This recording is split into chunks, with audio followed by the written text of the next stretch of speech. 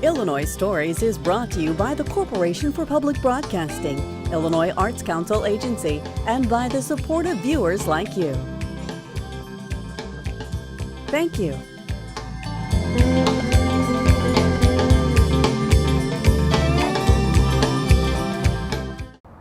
Hello, welcome to Illinois Stories. I'm Mark McDonald in Lincoln. If you've ever traveled to Lincoln on Union Street, you've probably noticed this immense house and the columns that are all around it.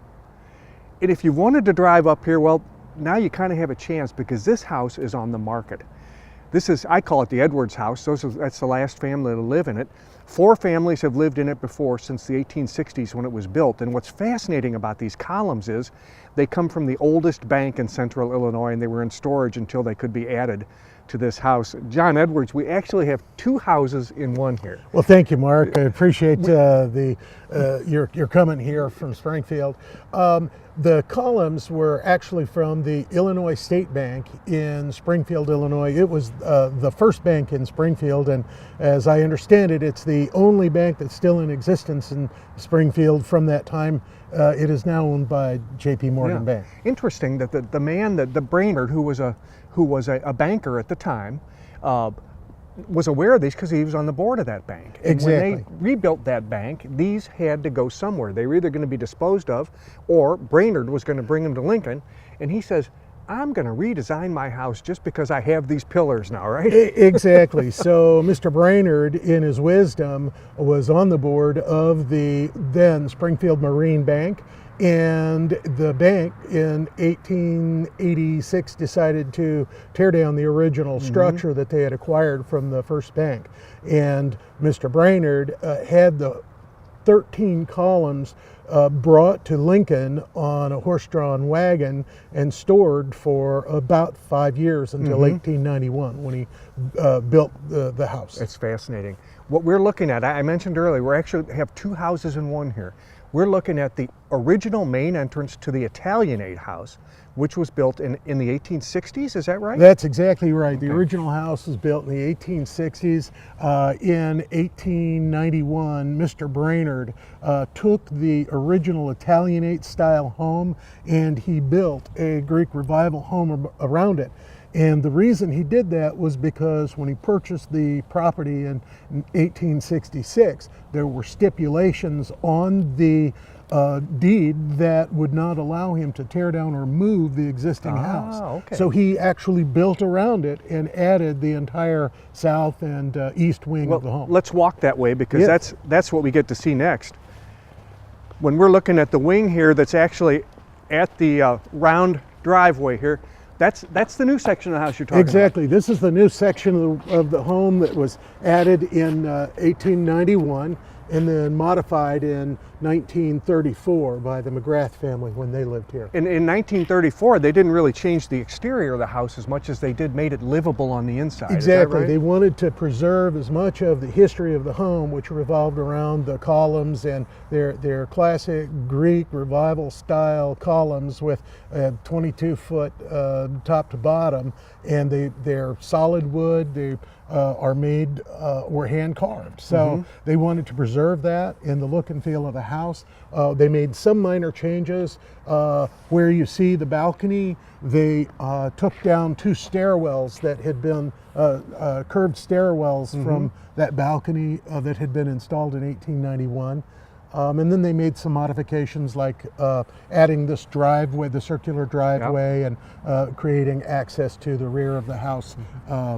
But from the exterior, it's pretty much the same.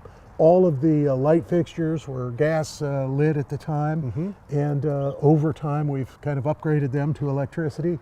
But it's been a wonderful house for the family. John, let's look at this column right here and we can learn a little bit. Now, what you have done, you're always fighting birds when you have columns like this because they love to live in there and they're not good for your woodwork. I mean, because they're a pest. So what you've done is you put some chicken wire, which didn't work very well, but your mom, in her wisdom, said, well, birds are afraid of snakes. Yes. So she made snakes, right? Yes, indeed. We've tried several different technologies to eliminate birds, including the chicken wire, which wasn't successful. but the snakes have worked very well. My parents learned about that upon their visits to South Carolina. They learned that birds Smart. don't care for snakes. So Smart. we're happy to have a healthy solution to that problem. Well, I'll tell you what, let's do. Let's go in the old section of the house Great. first, okay? And then we'll visit the new section later. Great.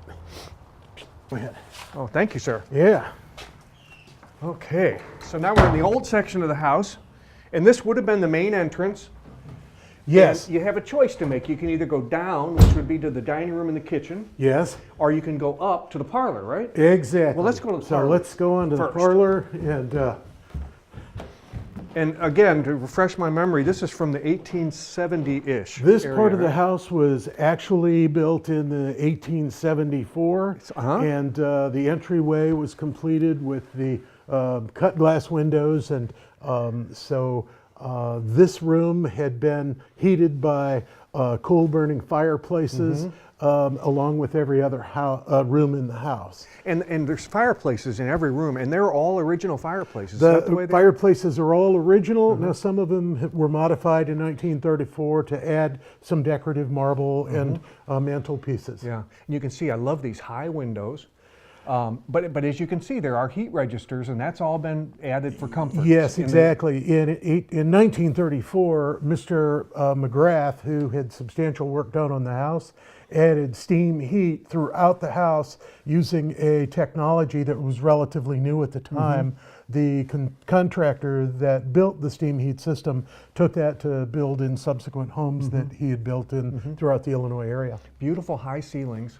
The woodwork's perfect. Woodwork's beautiful. Is that original woodwork? We are so fortunate. The woodwork is original. If you were a carpenter, you would appreciate that there are 7 actual pieces of trim that were used to build up the woodwork.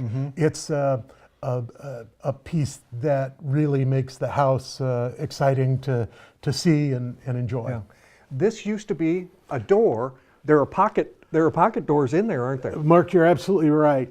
This room being the gaming room and parlor room, there wasn't a lot of reading that got done here. So the 2 doors separated the game room from the original library of the house.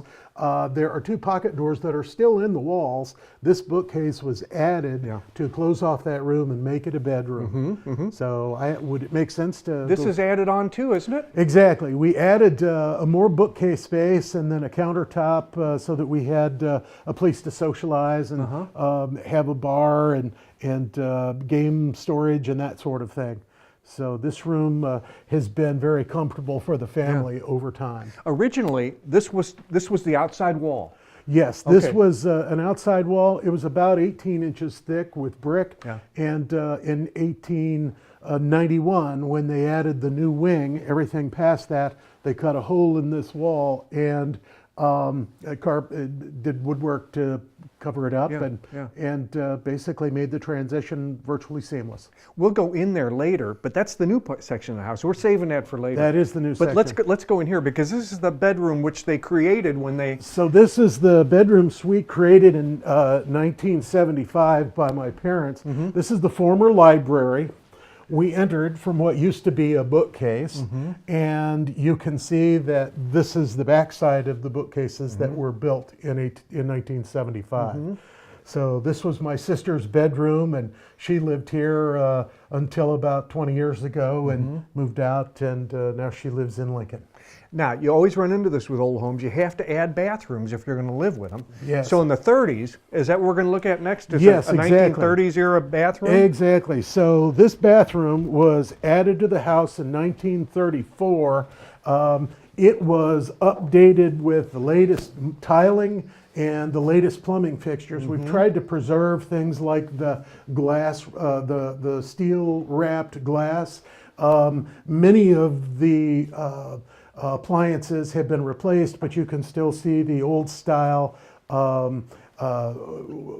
valve controls and spigots, and then the designs that were actually built into the tile itself. The bathroom sink is still the same sink, but the toilet has been replaced.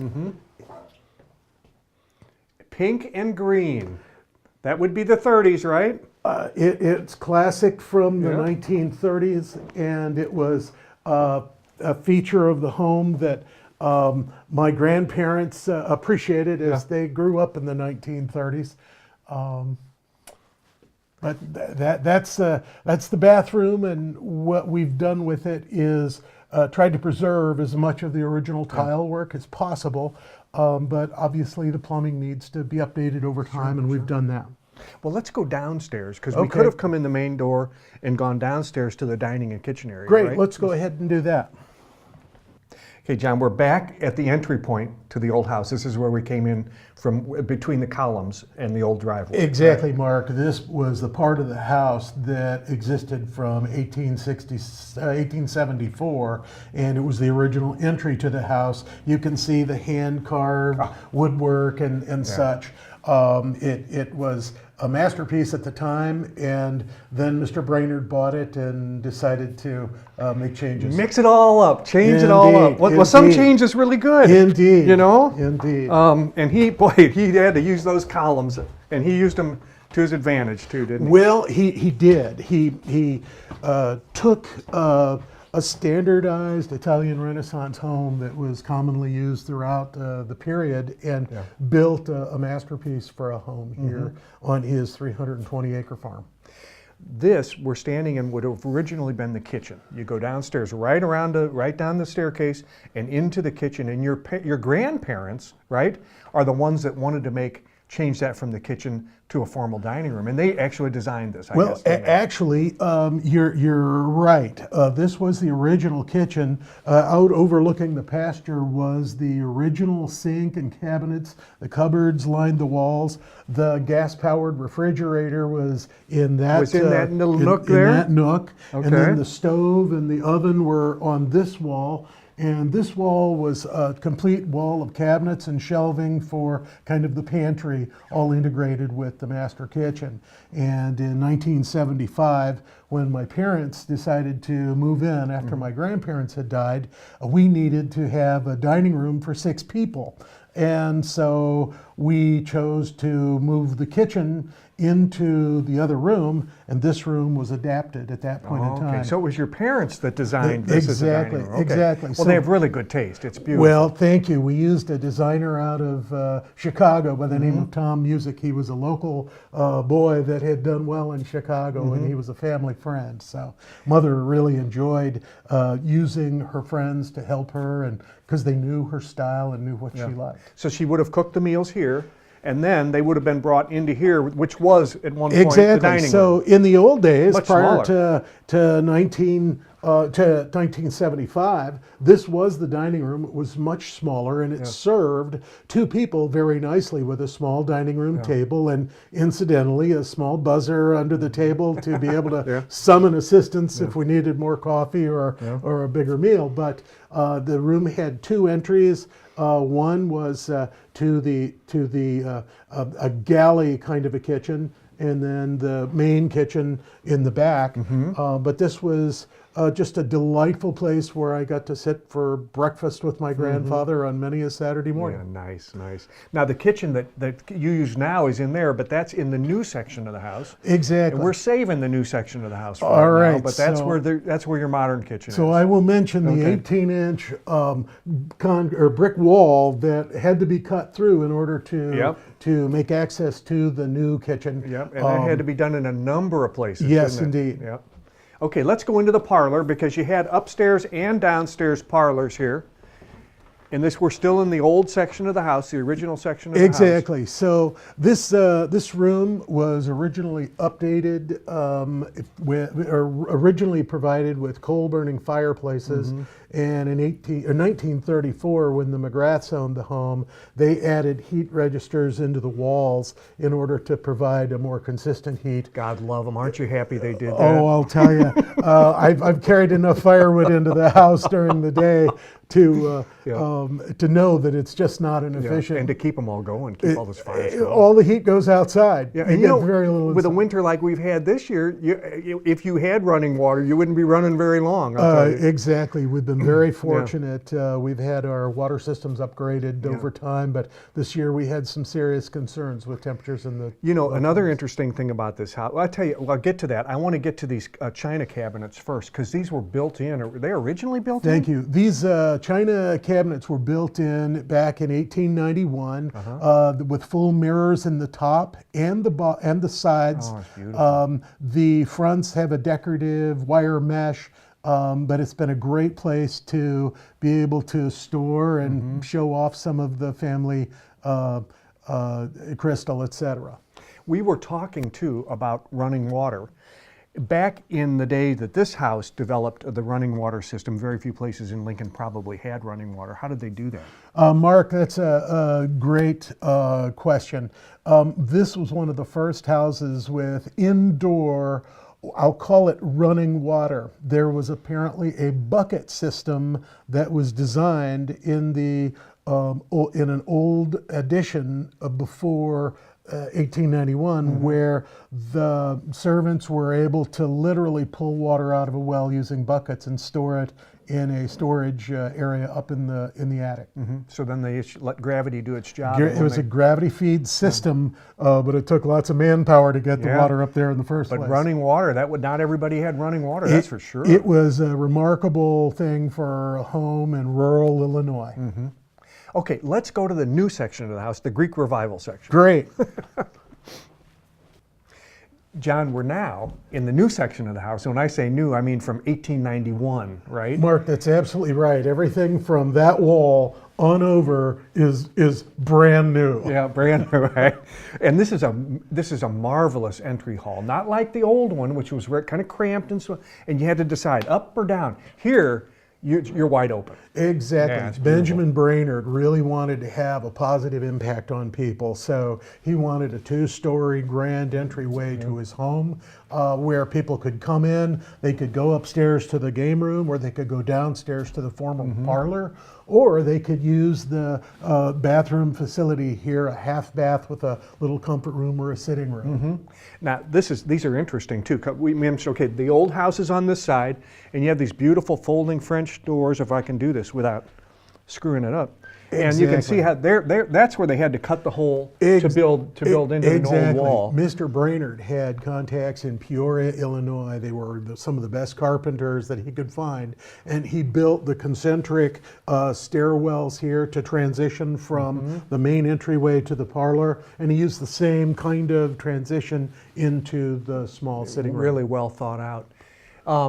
This chandelier is from, well, you really don't know the exact date, but you know it's old, right? We know that the chandelier was installed by the Brainerds. We think that it was installed in 1891, but Mrs. Brainerd lived here till 1923, so it could have evolved over time. She was a well-known international traveler, so she might have brought it back from one of her trips. Yeah, it looks like it came from Europe to me. Yes, and at the same upstairs. time, she had lovely sconces on the wall that at the time were gas-fired sconces. And since then, the technology has changed, and you note that we've updated the lamps with electricity. You might if you knock on the wall, you can see that the lights may flicker. Come on back. There you go. So it's definitely a house with some history to it. But from here, you might also note that there seem to be little holes in the ceiling everywhere. And about 5 years ago, we upgraded the home with an air conditioning system designed for older homes called high velocity air conditioning. And we've installed that in the entire upstairs. So it has dramatically improved the quality of the environment here in the home. Yeah. And again, I'm looking at the woodwork again, and this matches very carefully the woodwork that's in the old part of the house, too. Exactly. In 1975, we had to replace a bit of the woodwork here due to a small fire that had destroyed some of it. And at that time, we noted that there are 7 actual pieces of trim and molding that are all stacked and trimmed together to create the cornices in the room. Well, that's interesting. When your mom was alive, and it wasn't that long ago that she passed away, she used this area. This was her master bedroom. Exactly. In this direction. We're Let's go right that on way. the path that my mother would take every evening to go up to her bedroom suite. So She was quite an entertainer, wasn't she? my mother loved to socialize. She had a lot of dear friends in Lincoln, and the home really was a great place for her to be able to share with her friends and enjoy them. Yeah. But this is her master bedroom. That is much the same as it was back in the 30s and 40s, with a few minor upgrades in terms of painting. The wallpaper is still original to the 30s, though the ceiling was painted as kind of a cloudscape until about 2 or 3 years ago, when we had to touch it up and bring it up to standard. So if anybody wanted to keep the 1930s look, it holds up. Exactly. Yeah. Very true. The trim work, the woodwork on the floors is still intact. The corner fireplace from the 30s, it's all been kind of maintained in a way that was meant to respect the household history. But underneath the cushions under the windows are little cubbies where people could keep their books, and until of course they upgraded the one on the right with with heat. embedded heating Yeah. system. Very nice. Boy, she had a lot of room. She had a lot of room. This was the family gathering place after 10 o'clock. Is that right? Everybody went in and talked Everybody to Mom, would huh? come up. Guests, children, everybody who knew her came to see her preparing for an evening sleep. But she did all of her work here at her desk, where she maintained her library, and she was an avid user of the computer. She had a group of friends that she emailed back and forth with regularly until several years ago. Well, there's one other thing I want to do while we're in this section of the house. Much of this house is on the first floor. Yes. And it's not used, and it's not really, she wouldn't have invited guests down there very often, but when you have a house this size, you need to take care of business. Exactly. You need ways to get to the kitchen and to the bathroom and all that, and you wouldn't see that if you're just coming as a guest. You're right. It's a utility area that was used for hanging laundry when it needed to be. We've converted part of it to be, if you will, a bunk room for the grandkids. There's a former tack room that was used to house all of the horse equipment for the former owner. That's now my bedroom. There are a variety of just places where you can store things with cabinetry. Well, let's go down there and take a look. Absolutely, that'd be great. Okay, John, back in the main entrance to the newer section of the house. Yes.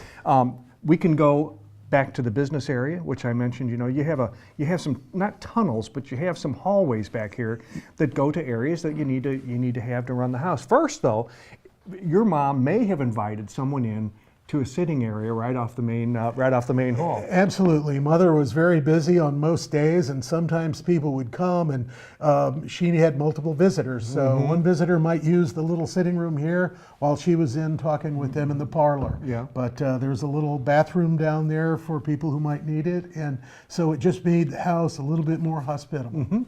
And let's go back this way. Your mom might have also had a drink for them when they came in. Well, right? on occasion, it's been said. Just hand them a drink and say hello and welcome to the homestead. As we talked about earlier, Mother loved her friends, and her friends would come over. So this was the main bar of the house. When we'd have parties, we'd have people gathering in this room before they went anywhere else, if they went somewhere else. Yeah. But they'd make their way through the kitchen for a few nibbles and then make their way on about to meet their friends. Here's a back entrance to the house. You can park in the back of the house if you want and come in this way. And down that hall is what you called the tack room, which is your bedroom. Exactly. And you kind of like having this back entrance, don't you? I Just tell come and you, go as you please. I tell you, it's been great. It's a utility area, but with a back entrance for myself, it's been really a nice thing for a young man to have access to. But equally as importantly, we've got a bunk room for all the grandkids and plenty of storage. But interestingly, the furnace area is back there, and all of the plumbing systems are back that direction. So Everybody needs a laundry room. We got laundry here. Indeed, laundry. Plenty of storage along in here. You can store in here. Isn't that where you're? The HVAC system. Yeah, that's the new system we were talking This about. is the old system. The This new is the old system is system. in the attic. This controls all of the downstairs, and the system for the high velocity air conditioning was installed in the attic. Okay, and of course, every new house needs a modern kitchen, Absolutely. and that's what you got here. So in 1975, my mom and dad, with the help of Jim Wilson in Springfield and Tom Music out of Chicago, decided to build out a brand new kitchen to support a household of 6. So they totally took the maid's bedroom and turned it into their kitchen.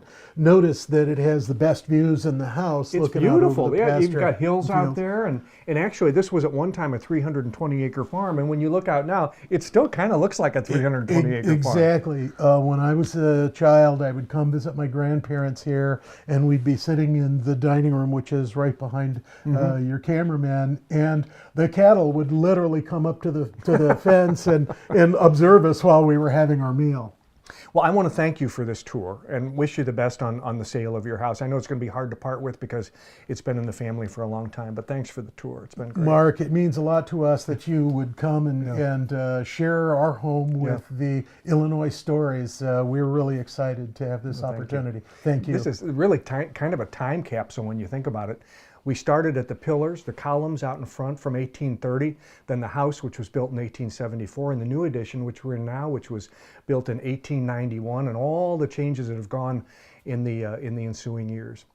With another Illinois story in Lincoln, I'm Mark McDonald. Thanks for watching.